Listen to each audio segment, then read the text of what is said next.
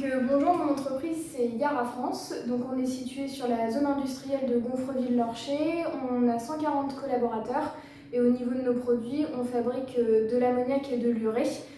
L'urée qui, entre autres, sert à la production d'AdBlue, qui est notre produit le plus connu en fait. C'est un additif qu'on met dans les moteurs des véhicules diesel et qui sert à emprisonner les gaz à effet de serre.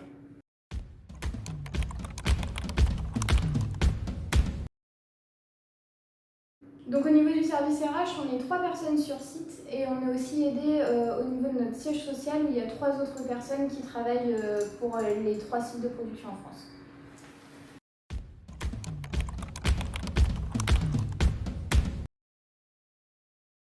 Donc sur le site, nous avons actuellement 140 collaborateurs, mais pas mal de recrutements en cours qui fait que ça évolue relativement vite.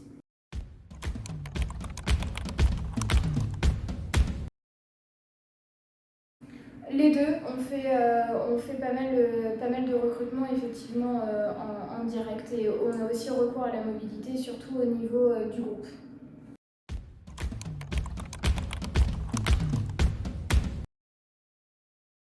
Donc à l'heure actuelle, on est principalement à la recherche d'ingénieurs en maintenance ou plus haut profil production.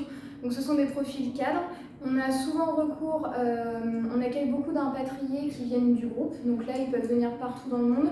Quand par contre, ce sont des recrutements externes sur des profils qui n'appartiennent déjà pas à Yara, souvent nous sommes plutôt sur des profils qui vivent déjà en France. En parallèle de ces recrutements, on a aussi très régulièrement des postes à pourvoir pour des opérateurs de fabrication. Mais là, pour ces profils-là, on sera souvent sur des gens qui sont déjà sur le bassin d'emploi.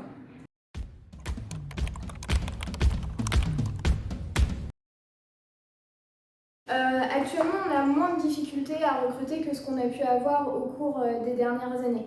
Par contre, il est vrai que sur des profils qui ne sont pas originaires de la région, on a souvent l'image de Le Havre, c'est là où il pleut souvent. Donc c'est vrai que pour les mobilités, ça peut parfois freiner. Au niveau de la spécialisation, c'est pareil, on est quand même beaucoup d'entreprises du même secteur au niveau du bassin normand, donc on se retrouve souvent à la recherche des mêmes profils et donc avec une certaine concurrence entre nous. Mais pour le moment, on arrive d'une façon générale à trouver chaussures à notre pied en ce moment.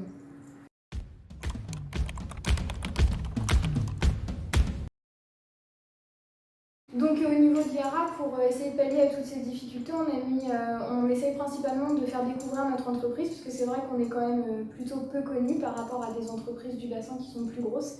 Et après, on a adhéré au dispositif phare qui permet aussi de créer un accompagnement spécifique et qui intéresse souvent, qui peut intéresser des collaborateurs.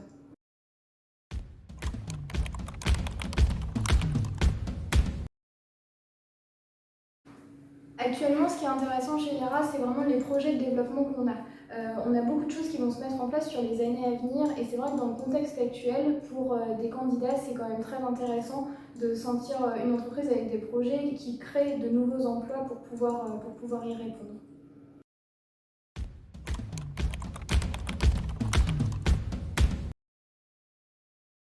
Donc on est adhérent à phare depuis 2019 et ça s'est fait suite à une présentation qui a été faite par la chargée de projet dans nos locaux.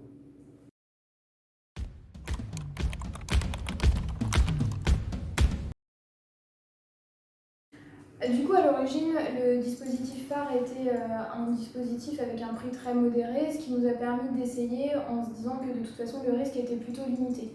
Il se trouve qu'entre deux, on a eu des retours assez positifs et que phare s'est aussi spécialisé dans les propositions d'accompagnement et donc au fur et à mesure maintenant on y trouve un réel intérêt. On a très récemment un collaborateur qui a intégré notre société et qui nous a fait un retour plutôt élogieux, ce qui nous donne aussi envie de continuer le partenariat et de le présenter dès les entretiens pour mettre des choses supplémentaires de notre côté.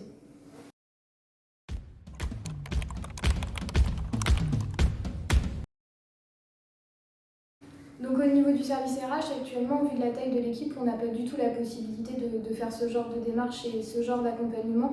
Donc dans un premier temps, ce qu'on gagne vraiment, c'est la pérennisation des entretiens. On sait que ça existe, les gens qui viennent s'installer dans une région, qui ne s'y plaisent pas et qui repartent de façon assez précipitée. Et maintenant qu'on voit que ça fonctionne, on veut aussi en faire un atout au moment du recrutement.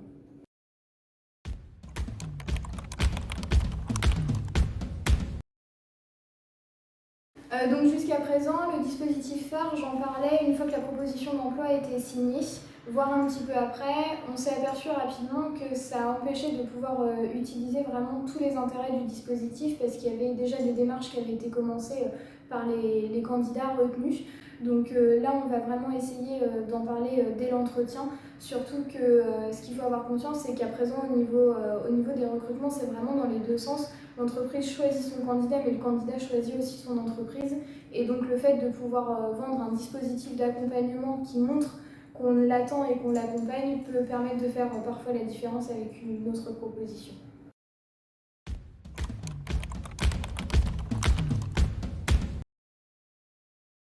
Les candidats sont plutôt contents. Après, souvent, ils attendent de voir comment le dispositif se déroule. Ils sont en attente.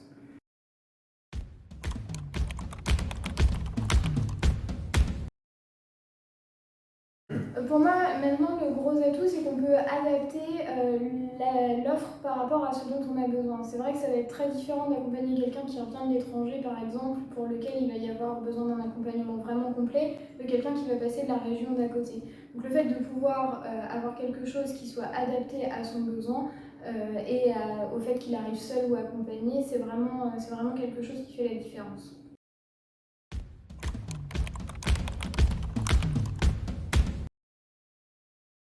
Donc les retours sont très positifs au niveau du dispositif. On a eu un petit moment de creux quand même en 2020 suite à la Covid parce qu'il y a pu y avoir moins d'échanges.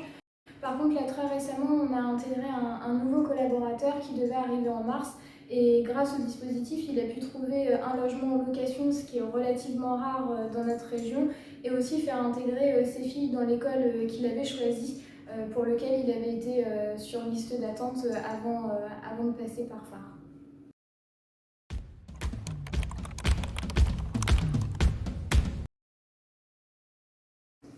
Je pense que le fait que ça appartienne à la CCI, c'est quand même, ça facilite sur beaucoup de plans. C'est vrai que ce soit au niveau de la connaissance du territoire ou au niveau du réseau, une entreprise différente ne pourrait pas, de mon point de vue, avoir un champ d'application aussi important.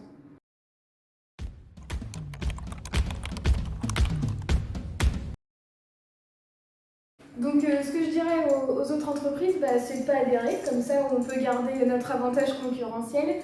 Non, plus sérieusement, je pense que c'est un dispositif qui est quand même très avantageux. À partir du moment où vous allez rechercher des types de profils qui ne sont pas forcément disponibles en région, qu'il va falloir sortir du territoire, je pense que c'est vraiment quelque chose qui peut aider. Je ne sais pas si ça existe au niveau des autres régions, mais je pense que c'est quelque chose qui doit vraiment pouvoir exister un peu partout.